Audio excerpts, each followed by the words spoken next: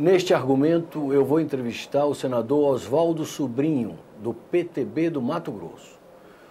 Nós vamos conversar sobre as perspectivas da educação brasileira. O senador Sobrinho, ele é professor universitário, está bem enfronhado nesse meio e aqui no Senado tem trabalhado na área da educação, principalmente.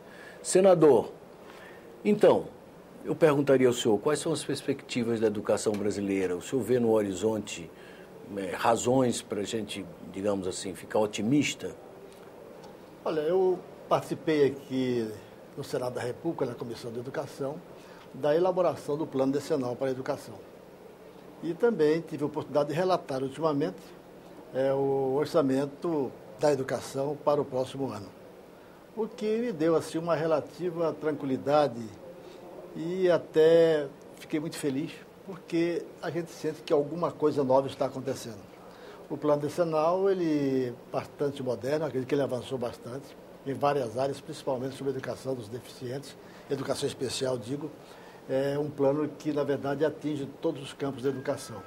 Eu acredito que passa a ter uma determinada responsabilidade e compromisso com a educação do Brasil. Eu acredito que esse plano decenal, com mais de 30 audiências que tivemos aqui na Comissão de Educação, deu para se ter uma ideia do que o Brasil pensa, do que o Brasil quer, do que o Brasil necessita para um processo de encurtamento desses gargalos que nós temos na educação. Eu estou bastante convicto de que nós começamos a nos preocupar com o país, começamos a nos preocupar com as futuras gerações, porque até então o que nós fazíamos era apenas botar dentro de uma rubrica recursos escassos para a educação e que às vezes nada acontecia ou acontecia aquilo que não era prioridade dentro do que o Brasil precisa para quebrar esse círculo de aço que aí está, e sem ele poder crescer, desenvolver e dar condições melhores para a educação. Eu digo sempre que a educação não é gasto, é investimento.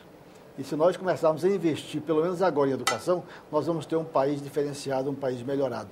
O Brasil encontra situações difíceis, caóticas, mas se não investir na educação, nós não temos condições de sair da situação em que está. Inclusive, é um gargalo para o próprio desenvolvimento sustentável do país, quer dizer, faltam professores de matemática, de biologia, de química, de engenharias, não é isso? Falta também estímulo ao professor, falta também estímulo a se investir mais, falta estímulo a fazer educação séria e de boa qualidade, falta estímulo para que o governo possa entender que educação não é gasto e sim investimento, falta estímulo para entender que o Brasil vive momentos difíceis, falta estímulo para entender e colocar em execução de que não existe forma de nós sairmos da situação em que estamos se não investir em educação. Está provado por A mais B de que quem não investe em educação esgota todos os seus recursos naturais e fica na pior pobreza que ainda existe. Mas eu pergunto ao senhor, como superar um gargalo dessa dimensão, dessa gravidade, digamos assim, se nem o piso nacional da categoria, aprovado já há alguns anos, não foi ainda implementado porque os governadores têm questionado no Supremo, enfim. Como fazer para destravar esse processo e, de fato, haver um processo mais intenso de valorização da profissão de professor? Eu tenho dito aqui, falei na Comissão de Educação, que nós precisamos de começar a encarar o problema de frente. A educação tem sido prioridade do país no período de eleição, mas ela não tem sido prioridade quando se precisa chegar a uma conclusão de que tem que colocar recursos maiores e condições melhores para investimento. Aí acaba logicamente, essa justificativa de que é prioridade. Eu acredito o seguinte, que com esse plano que aí está, com pressão agora, que grande parte dos recursos vai para a educação, quase emendas parlamentares que parte vai para a educação, começou-se a abrir uma janela para se ver a educação de um novo horizonte, de uma nova forma, de um novo momento. Eu acredito que nós começamos a despertar, até porque a pressão internacional está nos fazendo despertar para isso. Nós não podemos ficar mais pensando em consertar a estrada e fazer um postinho de saúde. Nós precisamos, é o seguinte, pensar na formação do homem, na formação do nosso jovem. Investir em ciência, tecnologia, pesquisa e educação. O senhor acha, então, que esse Plano Nacional de Educação, recentemente aprovado aqui na Comissão de Educação do Senado, ele contempla essas prioridades de forma eficaz? O senhor acha que está no caminho certo? Ele não atinge os meus sonhos nem as minhas utopias, mas ele avança, ele já melhora. Já há um despertar, já há um novo olhar para um horizonte melhor. Então, eu acredito que agora começa a se pensar, e com o resultado nós teremos após esses 10 anos, nós poderíamos até pensar que os outros que virão depois poderiam achar, valeu a pena, e vamos investir mais. É o momento de preocupar com a educação. É o momento de fazer uma nova olhada nas coisas que aí estão. E se não aproveitar agora, esqueça. O Brasil não aguenta com a estrutura que aí está, de crescer mais 1%. Se crescer mais 1%, estoura tudo. Estoura ferrovias, rodovia, portos, estoura tudo. Nós não podemos crescer. Se crescer mais as cidades param. Engarrafa tudo. Só tem uma forma, é achar alternativas através do processo educacional para elastecer essas nossas possibilidades e diminuir os nossos problemas. Não tem. E todo o caminho, não adianta falar porque eu vou construir. Não. Se não fizer o processo educacional, não vamos resolver os problemas do Brasil. O Brasil é forte, é grande, potencialmente é rico, mas se não tem a cabeça para trabalhar para esses recursos naturais que estão, transformar em potencialidades, nós não vamos para lugar nenhum. O senhor, como relator do capítulo da educação no orçamento, o que o senhor introduziu lá de novo? O que o senhor diria do seu trabalho como relator nessa questão da educação? Nós tínhamos 150 emendas que foram oferecidas pelos senhores senadores e senadoras para o orçamento. Eu reduzi em 4 grandes emendas corporativas e consegui dar uma ênfase especial à educação básica. No Brasil, nós temos a mania de querer abrir mais universidade e esquecer da educação básica que está perecendo. Às vezes não tem nem giz na sala de aula e nem um quadro diferenciado para se trabalhar. Nós conseguimos colocar mais 600 bilhões de reais para a educação básica.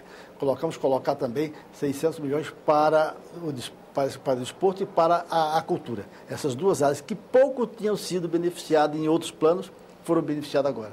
Tanto é que nós estávamos uma comissão cheia de representantes do Brasil todo dessas duas áreas e eles ficaram extremamente felizes, porque pela primeira vez se avançou no sentido de dar condições para que a cultura seja realçada e também o esporte. Nós estamos na Copa do Mundo aí, às portas, e no entanto não temos nem campinho, às vezes, de terra para que os nossos filhos pratiquem o esporte, o desporto, alguma coisa.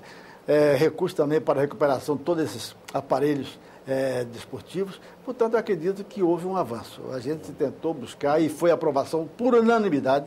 Não tivemos nenhuma voz contra, consegui beneficiar todas as emendas importantes que estavam lá. Acredito que foi um avanço e vamos esperar ver se realmente temos condições, que os organismos têm condições de praticar esse orçamento no ano que vem. E eu pergunto, o senhor compartilha da tese defendida pelo senador Cristóvão Buarque de que o ideal seria federalizar o ensino básico em todo o país? Isso se o país tivesse juízo e as autoridades também, seria o ideal, né? Isso é o ideal. Agora, nós estamos no Estado federativo e que, na verdade, o que pensa a presidente da República não é o mesmo que pensa o governador do Mato Grosso, de Goiás ou de São Paulo, e não é o mesmo que pensa os prefeitos também da cidade lá de Manaus ou lá do Rio Grande do Sul. Cada um pensa diferente. Se tivesse um plano nacional em que houvesse uma coordenação só, seria o ideal. Ideal seria, os recursos seriam otimizados, nós teríamos condições plenas de não se repetir obras desnecessárias. O que existe muito é vazamento de recursos, são recursos que são alocados de uma forma errônea, não são prioritários às vezes, e o que é prioritário fica para o segundo plano, porque não é de interesse político.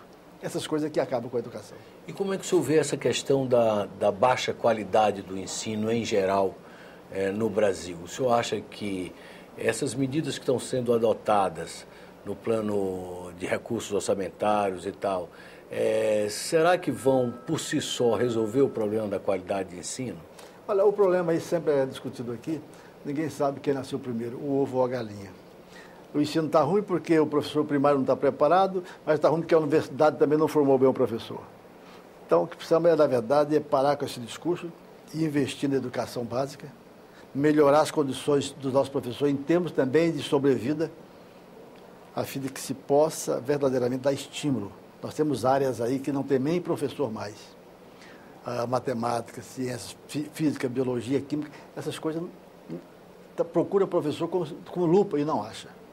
Essas coisas são perigosas. O que vai acontecer daqui a 3, 4, 5 anos é de que a nossa educação presencial ela vai praticamente, não vai sumir de vez, mas ela vai diminuir. O que vai aumentar e o que vai acontecer nesses 10 anos é a educação à distância. Esta sim, você pega um professor da mais alta qualidade no maior centro universitário e bota ele para dar aula para 5 milhões, 10 milhões de alunos. Um professor.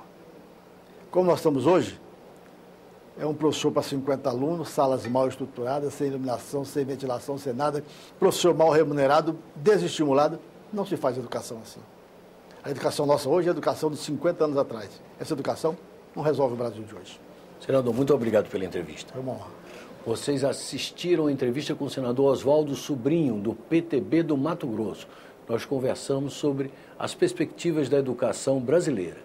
Aqueles que quiserem encaminhar sugestões, comentários ou críticas, podem ligar no Alô Senado no número 0800 61 2211 ou acessar o nosso portal na internet, no endereço www.senado.leg.br/TV.